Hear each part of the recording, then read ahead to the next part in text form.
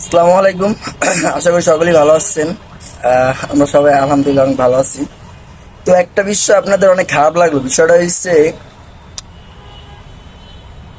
এই যে শেখ মুজিবুর রহমান, ঠিক আছে, তারও কিন্তু বাংলাদেশের ভূমিকা অত্যন্ত অনেক, ঠিক আছে, না বললেই নয় আর কি।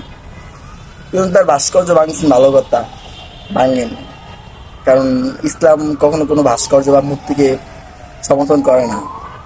এই বিষয়ে নিয়ে আমি কিছু বলছি না, কিন্তু যারা এই মুজিবের ছবিতে বা মুজিবের ভাস্কর্য প্রস্তাব করতেছেন বা তার মূর্তিটারে চুবাইতেছেন, কেউ তার ভাস্কর্য জুতা দিয়ে বাইরেতেছেন, ভাই এটা কেমন শিক্ষা ভাই?